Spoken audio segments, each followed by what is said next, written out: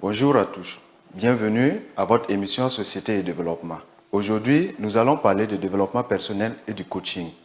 Pour aborder ces sujets, je suis sur ce plateau avec M. Issa Demé, coach, formateur professionnel. Bonjour coach. Oui, bonjour. Merci d'accepter notre invitation. C'est un plaisir. Ok.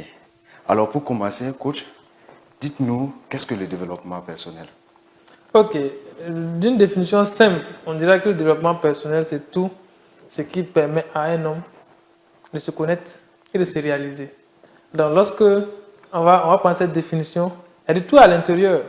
Il y a de tout à l'intérieur. Et le développement personnel est un élément assez, je dirais quoi, assez compliqué à déterminer. Il y a des gens qui ont fait des recherches scientifiques là-dessus.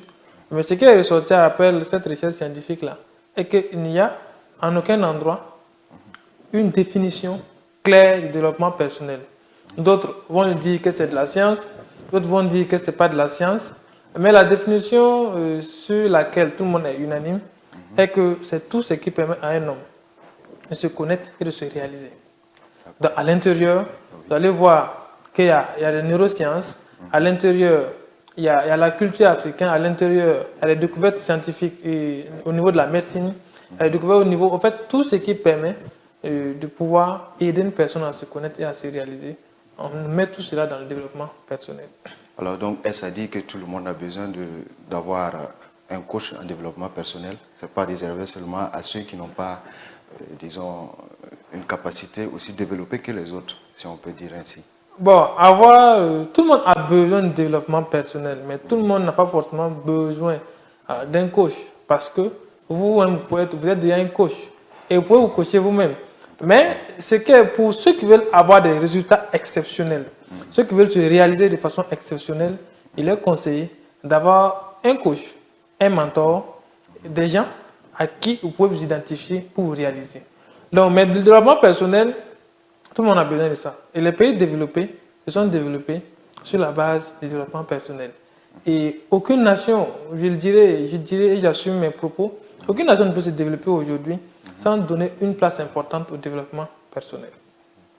Parlant de base, quelles sont les bases du développement personnel? Les bases, je dirais quoi? C'est d'abord se connaître. Et c'est se connaître.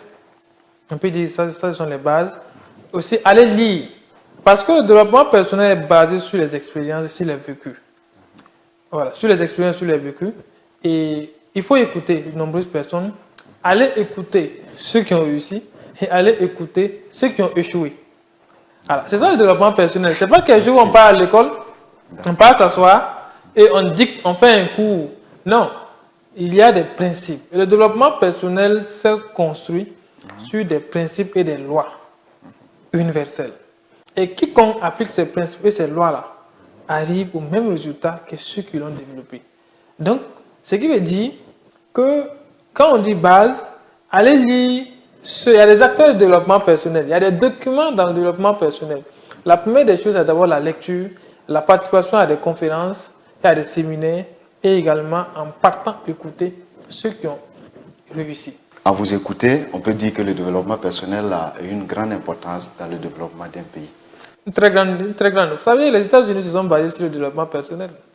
Ils sont développés sur le développement personnel. Et lorsque vous lisez Napoléon Hill, il dit, et André Carnegie l'a demandé de prendre 20 ans de sa vie pour pouvoir étudier et mettre en place les lois du succès. Et ce sont des lois du succès qui ont été partagées dans toute l'Amérique pour permettre aux Américains d'être ce qu'ils sont. Donc, lorsqu'on parle de l'Américain et l'Amérique à l'Américain, ce n'est rien d'autre que les acteurs de développement personnel, les pratiques de développement personnel. C'est pourquoi vous allez voir que les pays où le développement personnel a pris de l'ampleur de façon exceptionnelle, vous allez voir que ces pays-là n'ont pas un retard de développement.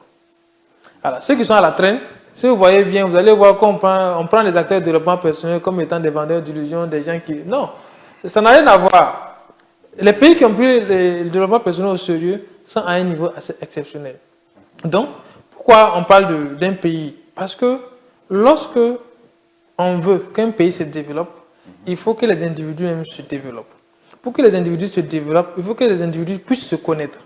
Pour que les individus puissent se connaître, il faut que chacun aille connaître ses valeurs, non seulement ses valeurs spirituelles, ses valeurs mentales, et également pouvoir utiliser les lois de la nature. Parce que nous ne sommes pas là au hasard. Nous ne sommes pas là au hasard.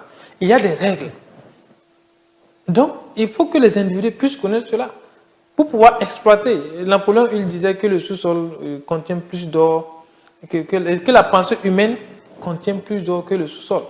Mais lorsque l'individu n'est pas au courant que sa pensée contient plus d'or que le sous-sol, il va passer son temps à accueillir son prochain tête à la barre de son retard. Il va passer son temps. Et c'est ce que nous vivons aujourd'hui. La plupart des pays sous-développés ne pensent pas que leur sous-développement vienne d'eux, mais pensent que leur sous-développement vient d'autres nations développées. Tout simplement parce qu'ils n'ont pas encore pris conscience de leurs ressources internes, de leur capacité à réfléchir et à produire quelque chose pour les amener au développement.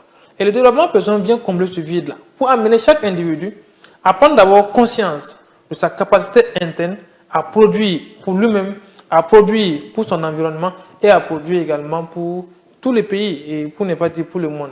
Il y a l'autre là qui disait la dernière fois, le Lalé Naba, qu'un homme doit pouvoir travailler pour lui, et travailler pour sa famille, et travailler également pour son pays. Un homme doit savoir donner. Donner à qui? Donner à son pays, donner à lui-même d'abord, donner à sa famille et donner à son pays. Un homme doit savoir parler. Parler pour qui? Parler pour soi, parler pour son pays et parler également pour sa famille et tout ce qui s'ensuit. Mais savoir parler, savoir donner, savoir travailler, ce sont des lois. Alors, et pour pouvoir maîtriser ces lois, il faut forcément le développement personnel. Le développement personnel. Voilà. Alors, en plus de cet aspect de développement personnel, on parle le plus souvent de coaching. Alors, quelle peut être la différence entre ces deux notions? Ok, en fait, le coaching, c'est toute une science. Maintenant, le développement personnel fait partie du coaching. On pourrait dire que le développement personnel, ça représente 10 ou 20%. En tout cas, ça représente un certain pourcentage du coaching. Quand on parle du coaching aujourd'hui, c'est quoi? Ce sont des gens qui ont épousé le développement personnel, mais au-delà du développement personnel, qui ont pu développer d'autres capacités pour amener l'être humain à pouvoir se connaître et à pouvoir se réaliser. Donc, on pourrait dire que ce sont les fils conducteurs de ce développement personnel-là. Donc, c'est ça, en fait, le domaine du coaching. Maintenant, on ne peut pas faire du coaching sans passer par le développement personnel, parce que toute bonne formation en coaching commence d'abord par la maîtrise de la pensée. D'accord. Alors, nous remarquons ces derniers temps au Burkina Faso, il y a plusieurs personnes qui se réclament coach professionnel. Alors, au Burkina Faso, quelles sont les conditions qu'il faut remplir pour avoir ce titre de coach professionnel? Ok. Bon, vous savez, le coaching, aujourd'hui, c'est vrai, ça prend de l'ampleur, on attend partout. Les coachs poussent comme des champions, comme on le dit, mais c'est normal. Parce que chacun est né coach. Voilà, ça c'est une information. Chacun est né coach. Chacun est né coach et chacun a pratiqué du coaching dans sa vie. Parce que chacun, quel que soit votre statut, un jour, vous aviez parlé et vous avez amené un proche à changer. Vous avez parlé, vous avez donné du sourire à un proche. À travers votre geste, votre façon de marcher, votre façon d'être, vous avez contribué à améliorer de façon positive la vie de quelqu'un. Vous l'avez coaché. D'accord. Donc, mais pour être un coach professionnel, oui, il faut maintenant des outils. Tout le monde est né coach, mais il y a 3 types de coachs. À ceux qui sont coachs pour eux, à ceux pour leur famille, à ceux qui sont coachs parce qu'ils étaient confrontés à un problème et ils ont eu recours à une formation de coaching pour pouvoir résoudre ce problème-là. Mais il y a des gens qui font la formation pour être des formateurs, pour être des coachs professionnels de métier, comme nous le faisons. Nous l'avons fait comme un métier. Donc, pour pouvoir le faire, pour pouvoir appliquer, utiliser ce domaine-là comme un métier, là, il faut vous former, vous certifier. Parce que, comme la médecine, il y a un schéma, il faut faire un diagnostic, tout, pour aboutir à un résultat. Dans tout domaine, c'est pareil. Dans le domaine aussi du coaching, il y a aussi des outils que les coachs utilisent pour diagnostiquer les patients, pour trouver les problèmes, pour amener les patients à trouver eux-mêmes leurs problèmes et amener les patients à trouver leurs solutions.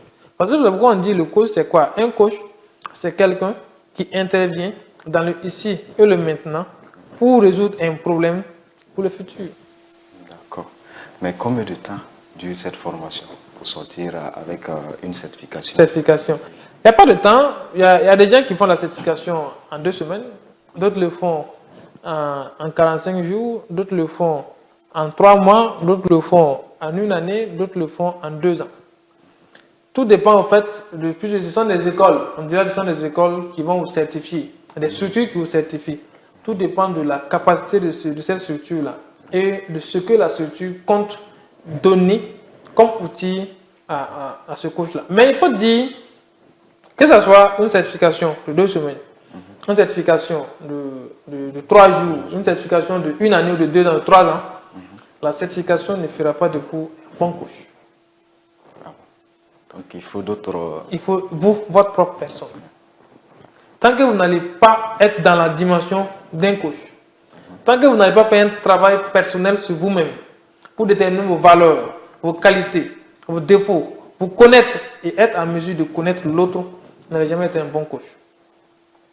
Donc, ça veut dire après la certification, en fait la certification, je dirais quoi? C'est les outils, mais les outils qu'on vous donne, les outils on peut vous donner ça en 1 journée, en vous expliquant en 1 journée. Et tout ce qu'on fait, ce sont des choses que vous pouvez aller vous-même chercher, connaître et mieux apprendre. Et le bon coach, c'est quelqu'un qui est dans le questionnement. Nous, l'élément qu'on utilise dans le coaching, c'est ce qu'on appelle la maïeutique socratique. Et dans la maïeutique socratique, on dit les questions sont plus importantes que les réponses et chaque réponse constitue encore une nouvelle question. Donc, lorsque vous êtes dans le questionnement, vous n'avez pas besoin que quelqu'un vienne vous donner un cours, dicter quelque chose.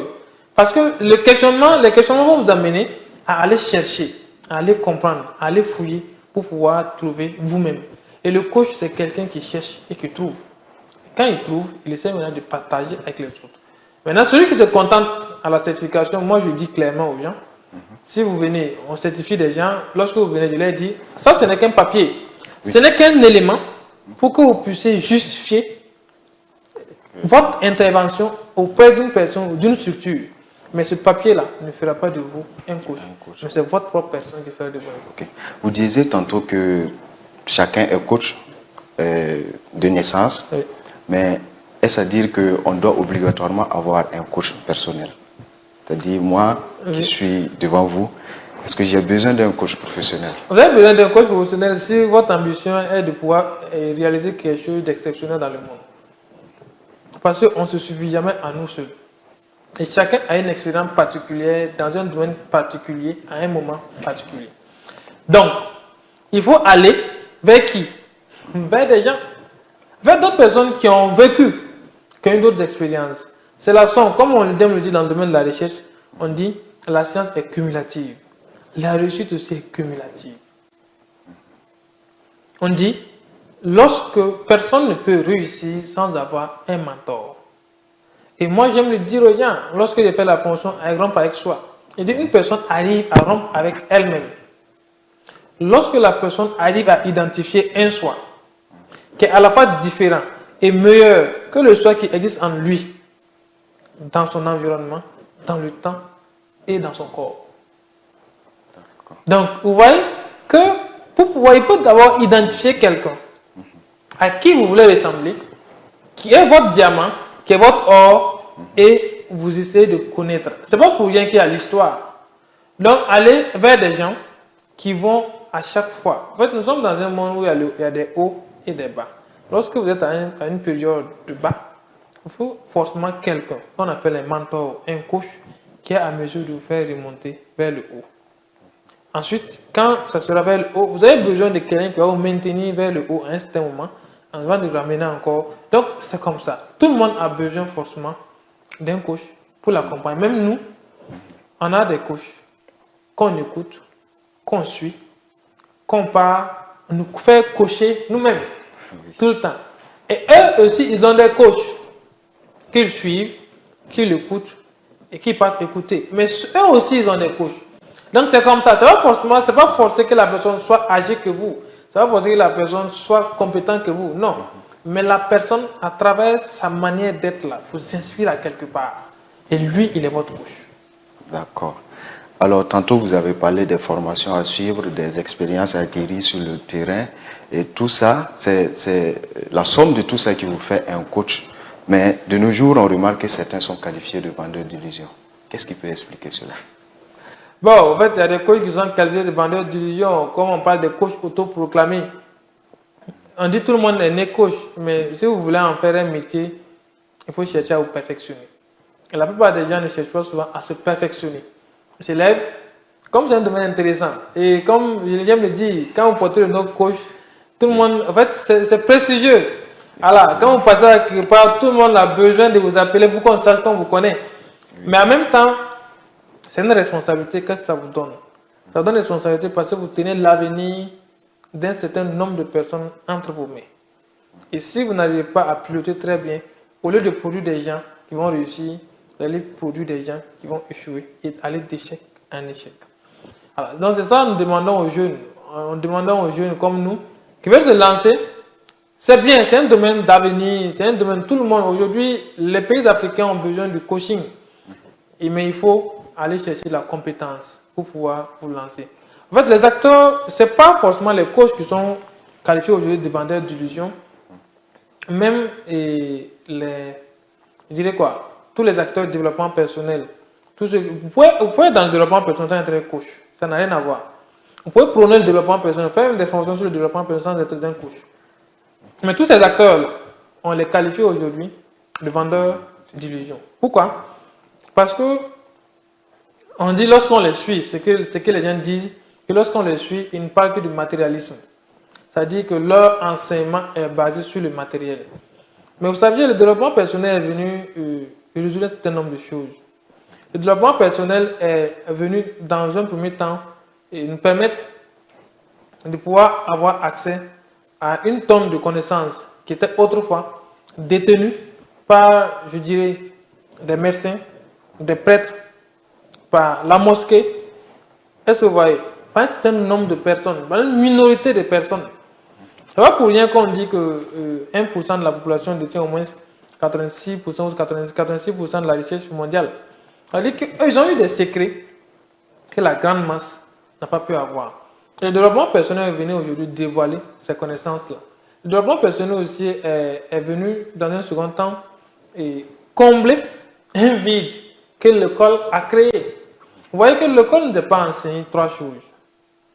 Qu'un homme ne peut pas s'empêcher d'avoir pour pouvoir réussir. L'école ne nous a pas enseigné la science des affaires. L'école nous a enseigné à travailler. Bon, à gérer. Gérer pour qui? Pour les autres. L'école nous a enseigné à à gérer le risque. Mais jamais à prendre le risque. On sait gérer le risque des autres, mais on ne sait pas prendre un risque. L'école nous a enseigné, deuxième chose que l'école ne nous a pas enseigné, c'est la science de la production. L'école nous dit que pour avoir beaucoup, pour produire beaucoup, il faut avoir beaucoup de superficie. Alors qu'en réalité, le développement personnel nous dit qu'on peut avoir beaucoup dans peu de superficie. Tout dépend de la psychologie. Et enfin, le développement personnel ne nous a pas enseigné l'art de gagner sans faire la guerre. L'art de gagner sans faire la guerre, c'est quoi? Vous allez aller à l'école, allez bosser. Quand vous allez finir encore, il faut bosser pour avoir un concours. Quand vous allez aller au niveau du concours, il faut bosser encore pour pouvoir avoir une promotion. Quand vous allez avoir la promotion, il faut bosser encore. Donc, vous allez passer votre temps à aller de combat à combat contre qui? Contre vous-même. Alors que le développement personnel dit que vous n'avez pas besoin de ça. Vous n'avez pas besoin de ça. Vous avez besoin d'imaginer, d'avoir dans votre esprit ce que vous voulez être. Et la nature va vous amener à être cela. Et c'est ça, l'autre élément assez important, est que nous sommes sur terre pour vivre à la fois, pour nous épanouir mentalement, spirituellement, psychologiquement et dans toutes les dimensions. Nous sommes sur terre pour vivre la prospérité dans toutes ces dimensions. Mais vous ne pouvez pas vous épanouir spirituellement, mentalement, sans que cet épanouissement-là ne puisse se répercuter sur votre vie matérielle, sur votre vie physique. Donc, alors que nous, dans le développement personnel, ce qui n'est pas enseigné à l'école, l'école nous amène à être dans la prévision. Pour vivre une vie de quelqu'un qui a une voiture, il faut que vous ayez d'abord une voiture. Pour vivre la vie de quelqu'un qui vit dans une maison à niveau, il faut d'abord construire la maison à niveau. Alors que le développement personnel ne dit pas ça. Le développement personnel dit que pour avoir la voiture, il faut que vous vivez comme une personne qui a déjà une voiture avant que la voiture ne vienne.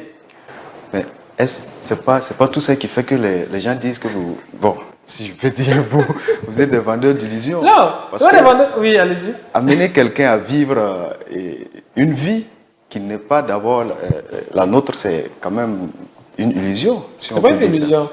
Oui. Vous n'allez jamais avoir quelque chose que vous n'avez pas construit dans votre mental. Vous n'allez jamais obtenir quelque chose que vous n'avez pas encore vu. Pas vu physiquement, mais vu psychologiquement, spirituellement. Est-ce que vous voyez? Et c'est ça que nous, on n'a pas en Afrique, au fait. C'est ça qu'on n'a pas. Les projets qu'on construit, c'est des projets au jour le jour. Alors que les grands pays, eux, ils ont une vision. Ils ont une vision qui prévoit, ils déposent. Et ils font. Donc, vous voyez, la plupart des gens, on ne doit pas vivre. Et il y a le docteur Joseph Murphy qui disait que lorsque vous êtes envahi par le désir d'être ce que vous voulez être, votre prière est déjà exaucée. Mais combien de personnes sont envahies par le désir d'être ce qu'ils veulent être? Et c'est ça nous on enseigne aux gens. On leur dit, les millions que vous voulez là, il faut commencer à vivre ces millions-là dans votre esprit. Il faut d'abord marcher comme un millionnaire, manger comme un millionnaire, danser comme un millionnaire. Est-ce que vous voyez? Oui. Avant que les millions ne viennent. En fait, on dit la loi de l'esprit est propulsion et la loi du corps est propulsion. C'est-à-dire, ce qui sort de l'extérieur n'est rien d'autre qu'une manifestation des lois du subconscient. Est-ce que vous voyez? Et en fait, il y a beaucoup de connaissances qui sont cachées, que le développement personnel dévoile. Vous savez que nous sommes répartis entre deux mondes. Il y a ce qu'on appelle le monde intérieur et ce qu'on appelle le monde extérieur. Et le monde intérieur, que les gens ignorent. Et c'est ce travail que le développement personnel fait sur les gens. Le monde intérieur, par exemple, comporte la sphère physique, la sphère mentale et la sphère spirituelle. Et le monde extérieur contient tout simplement la sphère physique. Et la sphère physique, c'est ce que vous et moi nous sommes aujourd'hui. Ce que je vois en vous. Mais ce que je vois en vous n'est rien d'autre que la manifestation de ces trois mondes intérieurs. Donc, pour que quelque chose de physique se produise, il faut d'abord que les bases de ces choses physiques-là soient posées dans le monde intérieur. Vous êtes d'accord avec moi qu'une maison, quand on voit jolie à travers le haut, mais la fondation d'abord a été d'abord. Il y a un travail de soubassement qui a été fait avant qu'on ne voit la maison. Maintenant, mais est-ce qu'en faisant ce travail de soubassement, est-ce qu'on va faire ce travail de soubassement, vous voulez construire une maison à 3 niveaux, est-ce que vous allez faire un travail de soubassement d'une maison à 16 tours? Non. Donc ça veut dire qu'il faut d'abord vivre la vie de quelqu'un qui va vivre dans une maison à 3 niveaux. Et c'est ce que nous enseignons aux gens, en disant aux gens, allez visiter des voitures si vous voulez payer une voiture. Vous n'avez pas besoin d'avoir une voiture d'abord. Allez visiter des voitures. Entrez dans des voitures. Vivez la vie de quelqu'un qui a une voiture. Vous voulez demain signer des bons contrats. Allez-y manger à Capuchino. Allez-y manger à la véranda. Allez-y manger. Voilà, sans faire de publicité. En fait, il faut vivre la vie des grands. On dit que ce sont les oiseaux de même plumage qui volent ensemble. Tant que vous ne rêvez pas, on dit pensez, imaginez et rêvez. Tant que cela n'est pas fait, vous ne pouvez pas atteindre un résultat exceptionnel dans votre vie. D'accord, voici qui est bien dit. Alors, mais le plus souvent, on reproche à ces formations sur le développement personnel de ne pas avoir des modules vraiment précis, comme on le voit souvent dans certains curricula, comme la médecine ou d'autres domaines que je peux citer comme exemple. Mais est-ce que cela vous choque? Non, en fait, ça ne choque pas. Comme je vous ai dit, le développement personnel fait appel à des expériences dans la médecine. Alors, bon, je dirais le coaching. On dit le coaching, quand on dit un coach n'est ni un médecin, ni un conseiller, ni comment on appelle, ni un philosophe, ni un psychologue, ni un psychanalyste. Le coach, c'est celui qui fait la synthèse de toutes ces connaissances. Il n'y a pas lieu d'élaborer vraiment disons, un programme. Si toutefois on programme une formation sur le développement personnel, il faut quand même qu'on sache d'où on a quitté et là où on s'en va. Vous saviez, bon, ce sont des pièges que les jeunes formateurs tombent dedans. Ce sont des pièges que les jeunes formateurs tombent dedans. Parce qu'ils disent, quand on dit je vais animer une formation en développement personnel, moi je dis toujours aux gens, la tâche la plus compliquée qu'on donne à un formateur, c'est de lui dire viens animer une formation sur le développement personnel. Parce que le développement personnel est vaste. C'est tellement vaste. Maintenant, c'est en fonction des objectifs que recherche. Voilà. Et celui que vous avez appelé, la structure que vous avez appelée, ou vous, en voulant organiser la formation. Par exemple, si je prends la PNL, la programmation neurolinguistique, ça fait partie du développement personnel. Mais la PNL, je peux l'animer un mois sans finir de l'année. Est-ce que vous voyez? Si je prends encore le domaine des PPP, programmation préventive et plurielle, je peux l'animer un mois sans finir de l'animer. Donc, est-ce que vous voyez? Si je prends encore d'autres domaines, donc ça dit le développement personnel est carrément bas. Si je prends le mental, je peux l'animer des mois. Si je vais travailler sur la pensée, je peux l'animer des mois. Donc, tout ça, ce sont des modules de développement personnel. Maintenant, en fonction du résultat que nous voulons, à la fin, on peut maintenant choisir un certain nombre de modules qu'on vient animer. Mais comme ceux qui nous appellent souvent pour animer les sessions de formation ne sont pas des techniciens du domaine. Donc, ils vous disent, venez animer une formation sur le développement personnel. Quand on vous dit comme ça, c'est à vous de demander quel est le résultat que la personne veut. Maintenant, la plupart du temps, vous allez voir que les formateurs assez expérimentés, quand ils lancent une formation et ils écrivent développement personnel, quand vous dites développement personnel, c'est accrocheur. Mais en bas, toujours, ils vont spécifier dans quel domaine du développement personnel. Parce que quand je mets formation et je mets PNL, programmation neurolinguistique, c'est ceux qui sont dans le domaine du développement personnel, peut-être qui ont déjà suivi une formation en coaching ou en quelque chose, qui sont en mesure de savoir que la PNL là, fait partie du développement personnel. Donc, pour amener les gens à comprendre qu'il s'agit d'une formation de développement personnel, on peut mettre formation développement personnel, thème on met en bas, PNL, programmation neurolinguistique. Là, celui qui ne sait pas ce que c'est que la programmation neurolinguistique, c'est au moins que c'est quelque chose qui fait partie du développement personnel. Mais vous allez voir qu'il y a de nombreuses personnes qui ne spécifient pas ça. Ils écrivent seulement développement personnel et ils laissent. C'est comme l'entrepreneuriat aujourd'hui. Quand quelqu'un écrit formation en entrepreneuriat, c'est vaste. Qu'est-ce que vous allez venir animer en entrepreneuriat? C'est vaste. On peut aller de l'idée de l'entrepreneuriat. Comment trouver l'idée? Ça, c'est comme le jour où vous allez prendre pour animer. Si on vient dans le cadre de l'identité de l'entreprise, dans le cadre de la création de l'entreprise, dans le cadre du montage des projets, en fait, la gestion de l'entreprise, c'est assez vaste. Donc, à chaque fois, ce sont des thèmes, nous on dit que ce sont des thèmes, à l'intérieur des thèmes là, il y a un certain nombre de modules. Mais ces modules-là, on ne peut même pas l'animer en une seule session de formation. On choisit un certain nombre de modules et on anime. C'est pourquoi on dit aux gens d'aller de formation en formation. Parce que le domaine est tellement vaste qu'un seul formateur ne peut jamais finir de les animer. C'est clair, il y a des modules dans les formations de développement personnel. Alors, Monsieur Demey, nous sommes en fin d'émission. Et quel message avez-vous à l'endroit de ceux qui ne connaissent toujours pas l'importance du coaching dans les différents domaines?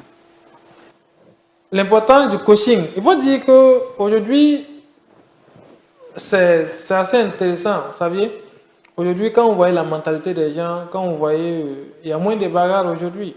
Il y a moins de conflits. Même quand on parle de l'incivisme, c'est vrai, dans une certaine dimension, vous allez voir qu'il y a une petite diminution également dans tout cela. Tout ça, c'est grâce au coaching. Les jeunes qui participent à des conférences, quand on était petit, encore plus petit, le grand frère, quand il gagnait l'argent, c'était pour faire quoi? C'était pour faire des shows. Alors, où ils partent prendre des filles, ils viennent, ils dansent.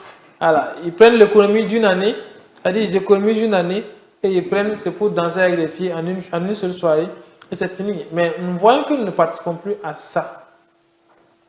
Qu'est-ce qui se passe? C'est-à-dire qu'il y a une révolution de la mentalité. Mais cette révolution-là, comme on le dit, il n'y a pas d'effet sans cause. La cause, c'est quoi? C'est en partie lié aussi au coaching et au développement personnel.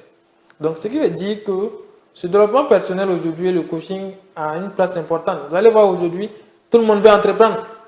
Oui. Voilà. Quand nous, on était à l'université, il n'y avait pas un étudiant qui entreprenait et qui étudiait.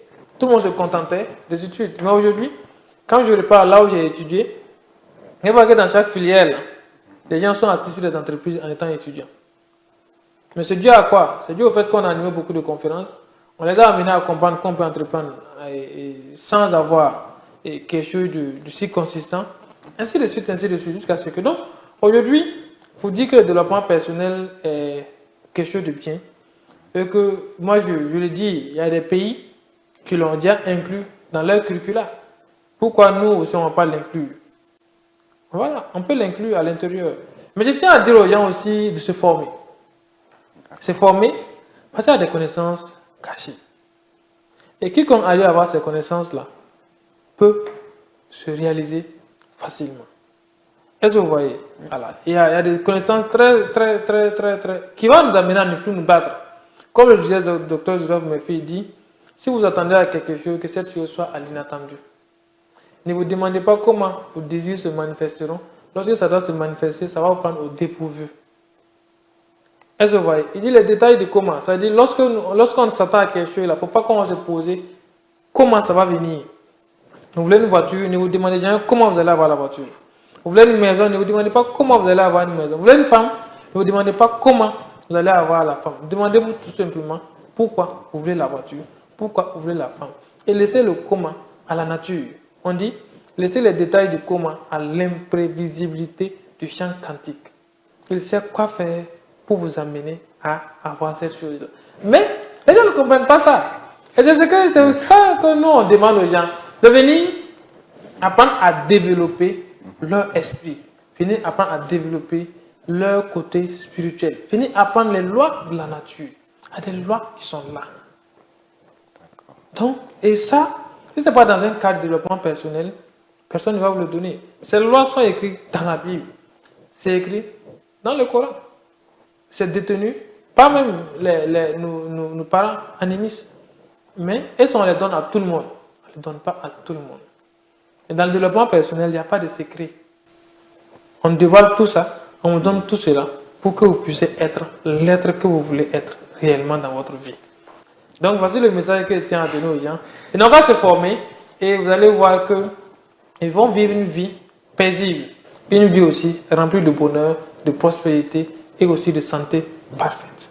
Alors, on espère que votre message sera entendu et merci pour votre passage sur notre plateau et ces développements sur ces éclaircissements sur le développement personnel. Merci. Alors, c'est tout pour ce numéro de Société et Développement. Je recevais pour vous M. Issa Démé, coach formateur professionnel. Avec lui, nous avons parlé de l'importance du développement personnel et du coaching. Chers internautes, merci pour votre fidélité et à bientôt.